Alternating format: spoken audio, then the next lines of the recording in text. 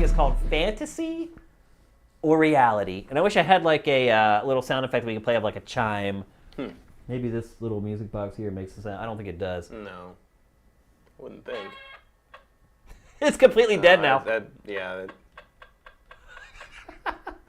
Time to replace the batteries on this. I don't use this as much now that we don't sit at the table, I would add. Anyway, this is called Fantasy or Reality. And essentially what I do is I present a scenario to Matt. And then he tells me whether he thinks it's fantasy or reality. And we have 1, 2, 3, 4, 5, 6, I believe 7 different things here. And I think this is going to be really fun. So are you ready? Okay. You did look at these a little bit, right? Yeah, but I didn't know what I was looking at. Okay. Fantasy or reality, Matt? We'll get a brand new Smash Brothers game next year for Switch. Fantasy. Fantasy. I think we're getting an updated version of the Wii U version. You think they're just going to port the Wii U version? I think they'll port it and they'll add a couple include characters? all the DLC and they'll add some characters. How do you feel about that if Nintendo does that? I mean, it didn't hurt Mario Kart 8. Yeah, Mario Kart 8 was fun. I don't really care. It still sold again like 4 million copies or whatever. I've kind of fallen out of the Smash Brothers thing, so... I've never been a big fan of Smash Brothers, to be perfectly honest. It's never been my thing. I like Melee a lot, but... Why do you like Melee but not the others? Because to me, that's what I don't like, is they're all the frickin' same. Brawl added a bunch of weird things that I like. I really liked Brawl early on, and the more I played it, the more I realized there were like a lot of strange elements that made it less fun to play, and like the tripping, the random tripping was very strange. Mm-hmm. And then the new one, I don't know. I just never got into it. I don't have anything specific against it, and in fact, I should like it more than I do because Shulk's in it, and I like Xenoblade and all that. Well, I mean, the character selection typically is pretty awesome. Yeah, but that's the only reason I ever played it. This wasn't much. There's not much there for me. I'm not into the kind of the tournament scene thing. I don't watch the tournaments, so it's just not a thing I'd spend time on. I have not. I didn't even really like the first Smash Brothers. I bought it because I felt like I had to. I was running like a Nintendo and Dreamcast. I have the Japanese version. Oh yeah. I imported All-Star Dairanto Smash Brothers. I forgot about the name in Japan. And played that, and I still have the cartridge all shaved off on the side. So you fit into your US N64. So I was a big fan of the first two, and I've never liked it. I liked the Wii one, Brawl. I liked Brawl, but I just at some point I lost the thread on Brawl, and the Wii U one just didn't bring me back into the fold. And I don't know if that's ever going to happen again. Like, the novelty sort of wore off, and the people I used to play it with all live elsewhere now, so... And I don't feel like the online works well enough to be a substitute. Because, I mean, this game is the best when you're with a bunch of people screaming at each other because somebody used the item that everybody hates and that kind of thing. I understand why people like it, and I don't begrudge anyone for loving Smash Brothers. It's just not my thing. But I think they're just gonna. I feel like not enough people played this one anyway. So you know, it's like Mario Kart. Like if a good point. You port it over, add some new content to make the old fans happy. You get tons of people with a Switch that never owned never played the Wii U version. Yeah. So it makes sense. Do you think this is another sort of side effect of what I was saying earlier about Nintendo being completely obsessed with just having as many games as possible on Switch? Yeah, although I think of this one makes a lot of sense to do. Do you think we'll get a unique Smash Brothers for Switch ever? Depends how long they stick with the Switch. I could see one coming out at kind of the tail end of its life. Yeah. But I don't know. I mean, or maybe they'll just continually incrementally upgrade the Switch hardware and backwards compatibility will be a thing.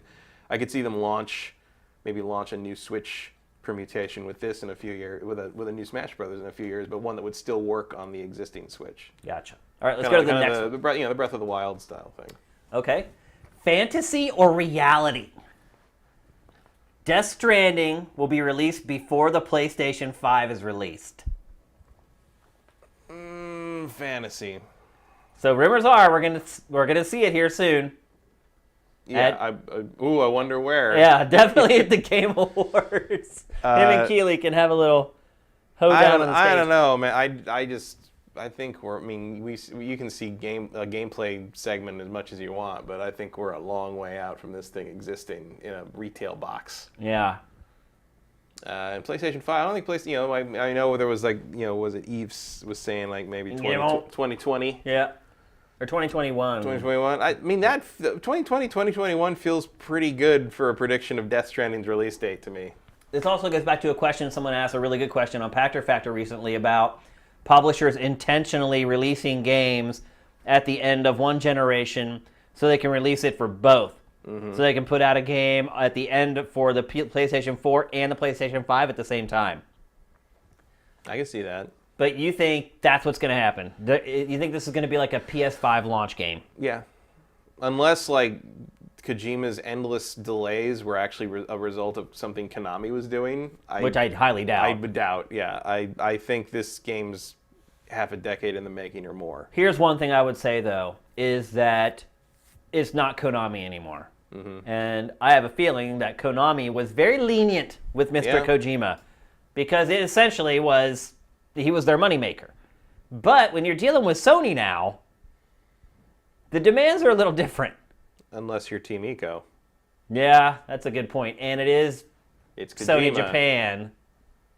That is a good point, actually. I don't trust them to push him on this. I will say one thing, though. It seems they just want him in their house. Yeah, I would say this, though. Most of the dealings with Kojima have not been with Sony Japan. It has been with PlayStation Europe and PlayStation America. And expectations around these parts are not what we're used to with Kojima's development cycle. But all the same, I think they want that Kojima feather in their hat. Yeah. And maybe if this one doesn't, he takes 7 years to make this, and this, it doesn't perform, the way they want it to pay out. Maybe the next one he gets a deadline. But I feel like they're not going to mess with him on this one. I honestly I think Death Stranding will come out before PlayStation 5. I think it'll be one of the last big games for PlayStation 4, but I also believe that you will absolutely get a PlayStation 5 version if it is a thing where a PlayStation 5 version is even a thing. Because the way hardware is being upgraded now, is there even a PlayStation 5 anymore? Right. Well, look, at best, I think you're talking about 6 months from PlayStation 5. Maybe it'll beat PlayStation 5 to the market, but I bet they'll come out in the same year. Okay. So yeah, it comes out for PS4 in March, and then comes out PS5 in the fall it's or whatever. Launch definitive edition I can title see or that. something. Yeah. I can see that. All right, let's move on to the next one. This one might be a little easier. Fantasy or reality? The Switch will outsell all other consoles in November and December. I think that's probably reality. You think? I mean, I don't know how well the PlayStation 4 is selling. It's selling well. Yeah. It had a better Black Friday than last year. I just feel like there's going to be a spike from Mario, and people kind of waiting to see, that's a Switch thing, because a lot of non-hardcore gamers I know have started being, what's this Switch? Did I get this Switch thing? And that usually means that it's permeating beyond the usual audience, and I don't know if PlayStation 4 has anything going for it right now that can do that. So wouldn't surprise me to see the Switch outsell everything else.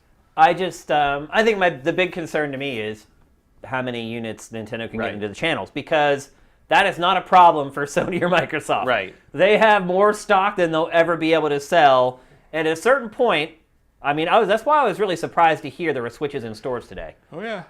It's December 1st. I have a feeling those 7 Switches will probably be gone by the end of the day today. I don't know about that. And I think they've had stock pretty regularly for the last few weeks. I just think demand right now is just through the roof. And but the product is there. Like you see it at Target too. I mean, they're getting them in the stores. I think they figured out whatever that issue was. Well, the issue was, are we making them fast enough to satisfy demand? Clearly they are. But that was when demand wasn't what it is right now, which is the holiday season. So I still think that as you get closer to Christmas, you're not going to be able to find a Switch in most stores. But I know, I don't know. But I know that you're always going to be able to find a PlayStation 4 and an Xbox One, and probably an Xbox One X, in all honesty. Yeah, I just don't think they're interchangeable in that regard. I don't know. I don't see. You don't buy a PlayStation 4 instead. You try to get a Switch later. And remember, Nintendo does have a history of getting last-minute shipments to stores. It's true. Certainly, I wanted to... last-minute games in stores. Remember Diddy Kong Racing? Oh, yeah. It was released at Christmas without it ever being announced. Well, I wanted an N64 for the year it came out, because that came out in like August or September '96. But I wanted it for Christmas. I already had a couple games. I'd already bought Shadows of the Empire. I think it was September September 29th or something, wasn't it? Yeah, it was some weird early-ish day, early-ish time in the year, and because you expect them to be like more like later, November, yeah, October, November, and I had Killer Instinct Gold and Shadows of the Empire already, and I wanted it for Christmas, and they just didn't exist. They were not in stores, and so I was like, I was trying to find. Earlier on, I was trying to find one just to buy, just to have one, and finally I put it on my Christmas list. I'm like, okay, I'll get this, and like my mom's like couldn't find it, and then like Christmas morning. I opened one of my presents, and there it is. And I'm like, what? How? She's like, I went to Toys R Us. Matt, were you the N64 kid? No, because I was. I'm talking about that kid that freaks out when he opens but his N64. But I was 20 when that okay. happened, so no, that was not me.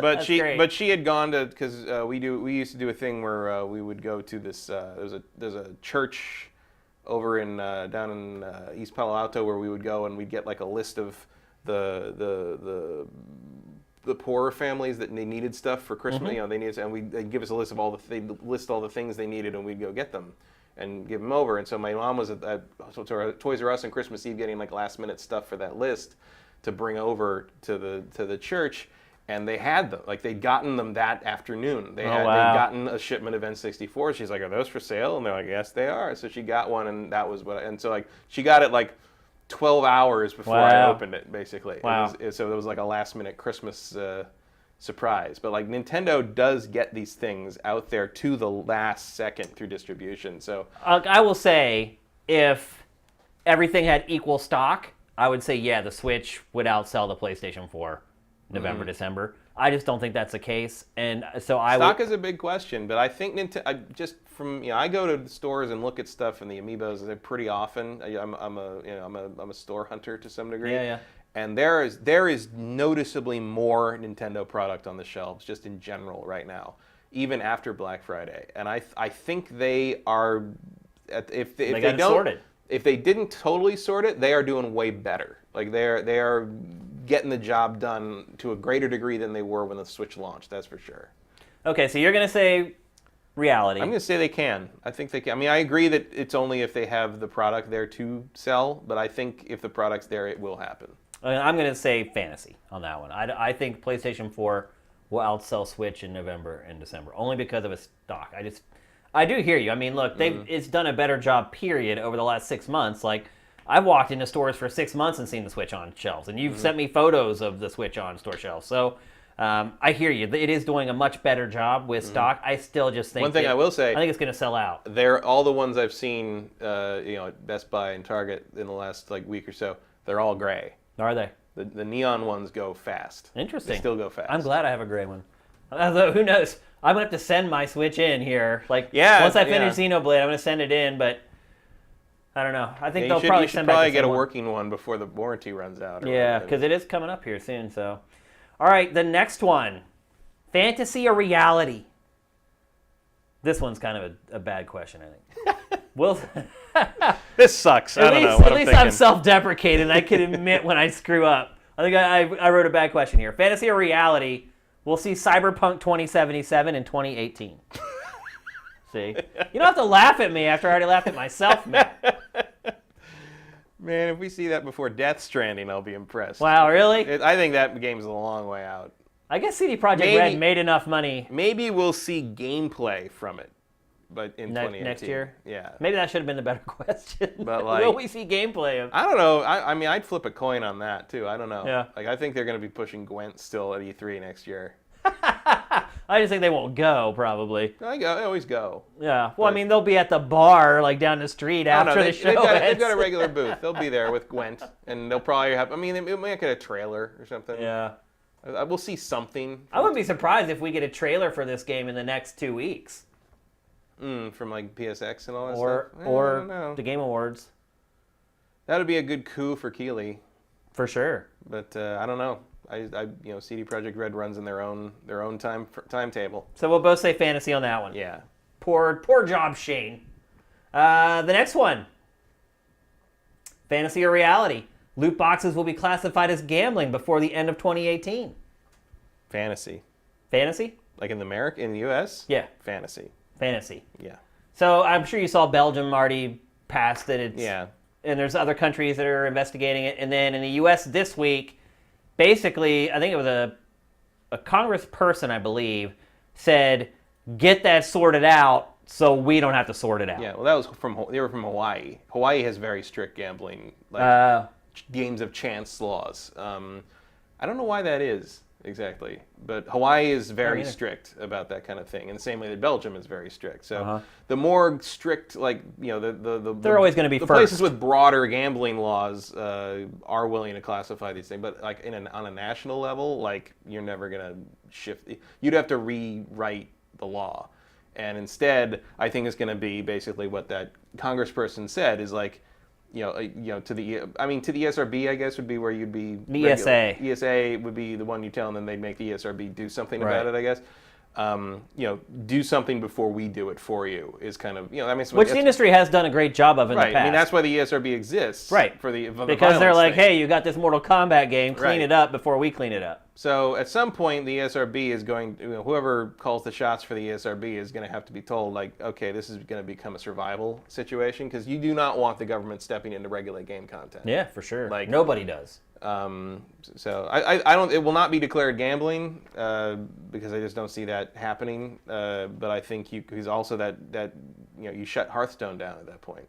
You shut Magic the Gathering down. You shut Yu-Gi-Oh and Pokemon down. The card games. I think you're going to get even a whiff of credible threat like what that Hawaiian congressperson did. Will spur the industry to protect itself. And what form will that take? I don't that's know. the question, right? What does the ESA do? I mean, I think you start with, like you said, before when we initially talked about it, labeling the game packages to say there are randomized transactions in this game. However you want. They'll come up with some. Do you think they have to have the transparency to give the rates for everything, like in China? Yes, I think those are the two main things. You have to label the game as containing. They'll come up with some game of chance or corporate something. speak like term for loot boxes that is not loot boxes. Right. And then they will. Then you have to post the percentages. I think that. I mean, China has that. That really solves kind of everything. Like, why? I don't understand why publishers won't do it. Even when I'm tempted by stuff, if you tell me I have a 0.07 chance to get the thing I want, I'm not going to pay you the $3. I guess it's not going to happen. Yeah, but that would fix pretty much all the problems with it. Yeah, I think that's. Then it's not chance anymore. If you know the odds. Well, still chance, but you know your chances. Right. It's not gambling. Right. Because it's still chance. It's just not gambling anymore. It's always gambling. You know the odds of roulette, but it's still gambling. You know the odds of drawing the next card that's going to give you that straight flush, but poker's still gambling. It's just the transparency that's there. It's like how because there are no rules about that in gambling. You just know it because the games are how they work. But it's no, the casino has to tell you. So if I'm sitting playing blackjack. The dealer has to tell me the odds. Right. In any game in there, if you ask the dealer for the odds on that specific play you're making, they have to tell you what the odds are. But it's still gambling. Well, yeah. I mean, when they tell you the odds, never tell me the odds, as Han Solo would but say. But you were kind of intimating that, like, when you go in, like, if you research, you know what the odds are, but otherwise you don't. But in casinos, you don't have to do any research. You can just ask, and they're required by law to tell you what the odds are. So, like, it's just... I don't think it's a matter of knowing the odds of whatever, making it gambling or not gambling. I think it's a matter of the thing you're chasing is this one tier of whatever object, and if the tier you want is only going to come out of this loot box 1 out of every 1,000 times, you're not going to buy that loot box, right? Some people will, but some people I won't. Some people buy 1,000 loot boxes, Right. but like, look, those people are already gone. Yeah, there's no helping them. The other thing about that is it would prompt. I think if you have to do the loot box thing, it prompts the publisher, the developer, to have a tier of loot box. Maybe you pay a little bit more, but the percentage of getting that thing is more like 40%. Right. And if you're willing, at least you know what you're getting, what you're paying for in a larger sense, and it's not so much of a blind box transaction. They also do that on trading cards. If you look on the sides of like the boxes of trading card packs, they say like 1 out of 12 contains the ultra rare, 1 out of 6 contains the super rare or whatever. That's very standard. Like the fact Except in video games. Right, exactly. Well, because no one's I don't think pushed it yet. I don't think anyone complained about that like to a legal degree with trading cards. It just became a thing where people wanted to know how many boxes they had to buy. Right. and the companies decided to make it. Well, the companies decided to be consumer friendly. Right. Well, to also, an extent. Well, Anyway. also because that means if okay, so there's 4 chase cards for this series. I used to work in a store that sold these things, and I used to buy them myself back in the early '90s. It's okay, so you have 4 hologram cards in the new Marvel Universe set.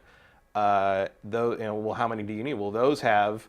It's 1 out of 12. There's 24 packs per box. You'll get 2 in a box, so everybody's got to buy 2 boxes, and then we'll trade the duplicates. We'll all get them all, yeah. And so that sells more boxes. Yeah. That tells you how many, and no one's upset. Everyone knows what they're getting, and it's all kind of good for all sides, and it makes them more money. It made Upper Deck more money that way, or whoever the hell was putting those cards. I mean, it was Topps at that point, but yeah. It's real standard, and it's like. The reason it hasn't happened in video games is because nobody made the publishers do it, and that's kind of where I come from with the whole thing about, or I said earlier about how there's so much sleaze going on, where it's like you shouldn't. However, have to how be can told I know exactly? Just act like a decent human being, right? Even though you're a company. I mean, it's like it's like this is a business transaction, right? So tell me what I'm buying, right? Even if there's a randomness element to it, tell me what I'm buying in the sense of seems fair, right? I would think. Yeah, I agree with you. I don't think they'll be deemed. And I think that needs to happen with like. I think it needs to happen. I think in some countries it may though. In China, it's the law. I think. That's no, I mean I think in some countries it will be literally called they'll deem it gambling. Well, I mean, it already happened in like Belgium and stuff like that. But like, I don't think there's gonna be. It won't happen. It won't be a universal thing. But I think the percentages go a long way to alleviating some of my complaints about that. It was like the Transformers Earth Wars thing. There's like crystals you can get. Both with money and through winning in events, and like they're specific to characters. So it's like a character.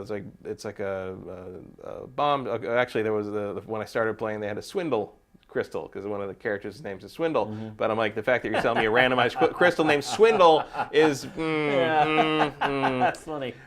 So like you can win them through the event thing, and I won a couple through the event, and I did not get Swindle out. I got other characters out of it. I'm just like, okay, so I would really like to know and they're like, oh, you have a better chance than usual to get this character. I'm like, I'd like to know what chance that is, because that's where and also like. This Destiny 2 thing does not make me feel any better about that scenario. No, you're right. Because you're like, we don't know. You don't know. They can jimmy the numbers under the hood. You have no idea. So transparency is the key here. It is. It is. But we're both saying fantasy on that one. Yeah. Next, fantasy or reality? Fortnite will become more popular than PUBG in 2018. Fantasy. I don't see Fortnite hitting the 20 million player mark or whatever. No. It's made up a lot of ground in a short amount of time. It's done real well, yeah, but it's just I just don't see it. Also because I think it's going to have a lot more competition next year. I think that genre is going to subgenre, whatever you want to call it. It's just going to keep building. But I think the question is, and why I think this is maybe a little more interesting a question in the first place, is the resources that Epic has, because what we've essentially seen is Epic repurpose an engine that it made for something else into this variant. And if anybody could do it, it'd be Epic. Right. The engine masters. Right. And we're already starting to see like editorials written by publications that are saying, hey, you know what? I'm starting to like Fortnite more than I like PUBG. Just really in the last like week and a half have I seen in our admin articles where editors are finally coming out and saying, you know what? I like Fortnite more than I like PlayerUnknown Battlegrounds. And this is only, how long has Battle Royale been out now for Fortnite? Like 3 months? Yeah, something about like 3 that? months, something like that. That's a pretty big shift in 3 months. 1, to just get the game out. 2, to keep making steady improvements to it. And 3, to already start transforming some of these dyed-in-the-wool PUBG fans into bigger Fortnite fans. That's a lot to accomplish in a short period of time. Yeah, I just don't think. It's like I don't think you can beat League of Legends. I don't think you can beat PUBG. It's the original. It's got too much of a head start. It's still hitting critical mass. It's still going to keep building. Well, it's also about to hit Xbox. Yeah, that's big, and mobile. Yeah, so to me is kind of the X factor. So no, I don't think about this will. I don't think Fortnite will overtake them. I think Fortnite will be up there. I mean, I'll be perfectly honest with you. I actually enjoy Fortnite's Battle Royale more than PUBG. I still have never played PUBG. So yeah. I played Fortnite Battle Royale a fair amount. I think it's fun. It's more polished. It's tighter. It's more reliable. It's just not as, I mean, I hate to say it, I say this word all the time, janky. It's just not as janky as PUBG. I feel more confident in the code running underneath the hood while I'm playing that game. Aesthetically, I'd take either. But, I mean, just in general, like, the game I enjoy playing more is Fortnite. So, it'll be interesting to watch this over the next year, but I think really the X factor, though, is the new platforms that PUBG is coming to. It's coming to Xbox One, obviously it's going to be a big selling point for Xbox One X, because they already said Xbox One X, 60 frames a second, no doubt. They're trying to get to that on the regular base Xbox, who knows?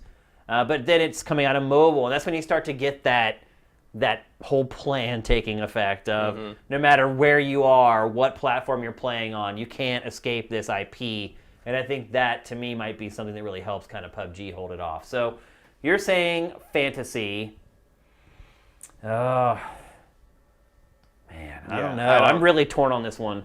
I don't think it can close that gap, especially because I think Fortnite is fun because it feels like kind of crazy and wacky, and it's like kind of the more casual sort of approach to that mode. But like PUBG has a real competitive element to it that like people. There's no esports, organized esports around Fortnite yet. No, and there's the Twitch community around PUBG clearly takes it like very seriously in a way. Yeah. And it's like, Fortnite to me feels like it's like the version of PUBG that like we can play because we don't have to like focus on it too hard. We can just jump in, play a game. I had fun. That's why I like it though. Yeah, but like I don't think that's why PUBG is popular. No, it's not. Like I don't think this is going to take people away from PUBG. I think PUBG is going to maintain its momentum. All right, you've talked me into it. I'm going to go with fantasy on that one, but I think I think it's going to be really interesting next year.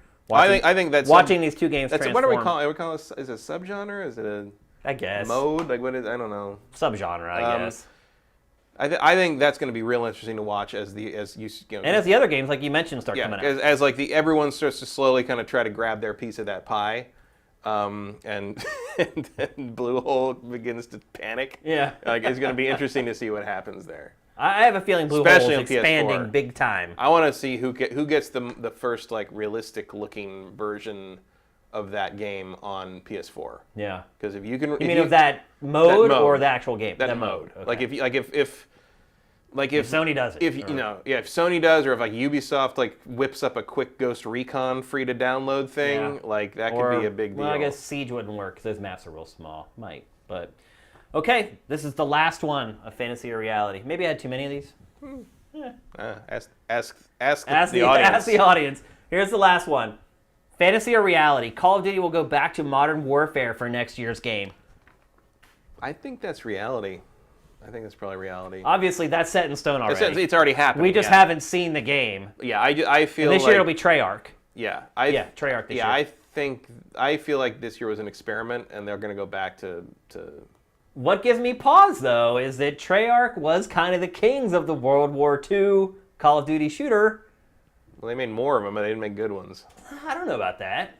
They never topped Call of Duty 2. No, but World at War was pretty good. I mean, most people really liked it. It's really kind of the Call of Duty that set the franchise off on like blockbuster status.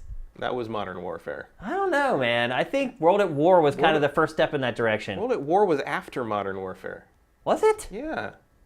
Call of Duty 2, Call of Duty 3, Call of Duty 4, Call of Duty World at War. Oh, you're right. You're right. And Modern Warfare then they went to Black Ops after that. Right. You're right. That's right. Modern War, because they were already working on World at War when Modern Warfare blew up. Because Activision thought that Call of Duty should be World War II, and they only let Infinity Ward make Modern Warfare because Call of Duty 2 was a hit. And then all of a sudden, Modern Warfare was the biggest thing ever, and everything had to shift. Pac has told this whole story. Again, Pac's episodes lately have been awesome. He tells a great story about that whole thing, about how Infinity Ward came in there, and Vince and all those guys. Again, if you've been skipping Pac or Factor, you should be watching it. The episodes have been great. So you're saying they're bringing it back to Modern Warfare. Yeah, Treyarch will. I just feel like if World War II had been a giant hit, Activision would have made that shift going forward, like maybe like not next year, but the year after would have gone to World War II. And I bet they have that, like kind of in the wings, ready to go if they need it. But like, I feel like you don't put those two eggs in that basket like 2 years in a row. Like you got to change it up. So I would think Treyarch's going to be making more of a kind of a Black Ops. Another Black Ops is what it would be. I mean, I don't know if it'll be Black Ops 4, but I'm sure. I would expect it to be in that same vein. Because I mean, Black Ops isn't necessarily just about a time period, right? But Black Ops have existed. Well, obviously, some of the time periods that they've covered haven't even happened yet. But Black Ops technically existed in all the periods it's touched on. Yeah, but the Black Ops. Did Black Ops exist in World War II? Well, I mean, there was SAS. And yeah, I guess you're right. I mean, there was secret stuff. Yeah. But so they could still do a World War II that's called Black Ops. In theory, yeah. But like, I feel like, I mean, the thing that ties the Black Ops games together, other than like kind of there is an ongoing story, but it's more the tone, kind of the tone of the people doing the things under the cover of things that no one ever hears about in the history books, kind of thing. You know, the secret history of military warfare in the latter half of the 20th century is sort of the Black Ops theme, and I feel like we're going to go back to something closer to that. Maybe it won't be future-y, but I feel it'll be more recent than World War II. I actually will disagree with you here. I think it's I think they will continue on with the older. And again, I think a big part of it is... You mean World War II or even older? You think they might do a World War I? It's possible. You think they might do a Civil War? Yeah. I don't know about... Civil War would be kind of awesome, actually. I feel like that's... Other than the loading musket thing. Right. I feel like that might be a... The most important perk would be reload speed.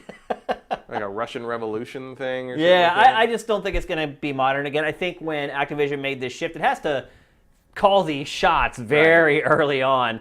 And I just can't see Activision saying, okay, we'll test the waters with one of the studios, but then stop. And unless Treyarch had an amazing idea for a futuristic Call of Duty, then I could see it. But I think this is kind of like a trend. I think you're going to see Battlefield, probably the next Battlefield will probably still be set in older times. Olden times. What actually is olden times? Is that before like 1901? No, when someone says olden times, I tend to think more like medieval. Okay, like way back. Yeah, I don't think they're going that far. Okay. No, definitely not. So I think Treyarch's next game will be an older setting. I think it'll either be I think it'd be like a Vietnam era thing. Black Ops 2 had some Vietnam stuff in it? Yeah, there was a lot of that. I mean, they were Cold War. Black Ops 1 and 2 were very Cold War oriented. I think like a Vietnam-y kind of thing, possibly inspired by the knowledge that about the Korean War. That's relevant the all of a Forgotten sudden. Wars. Yeah, that could be. But like, I think I could see Vietnam having been a target from something planned several years ago because everybody knew Ken Burns was making that Vietnam series that came out this year. Yeah. I've not watched that yet, by the way. It's pretty good. Yeah, I've heard good things about it. And or it's like going to be some crazy like steampunk thing. Okay. I think it'll just be like an older war game. Yeah. As much as I like your ideas. So I'm going to say fantasy. I think Call of Duty absolutely will stay back in an older age for the next one from Treyarch. So older age as in like World War II or earlier, you mean? Or Yeah. Yeah. I'd be totally down with Vietnam or the Korean War or any of that stuff. I think it would be really interesting. I feel like we're going Cold War conflict with this. Because that would just be another Black Ops, really. Yeah. But I think they'll But those were the Black Ops games that sold the best. Sold really well, right? Yeah, like sold like crazy. It's one of the games. That's why there's still like 40 million people or whatever playing Black Ops 2 after all these years. So, all right, that's it for fantasy or reality. Fantasy and reality. In some cases, there was both, it seemed like.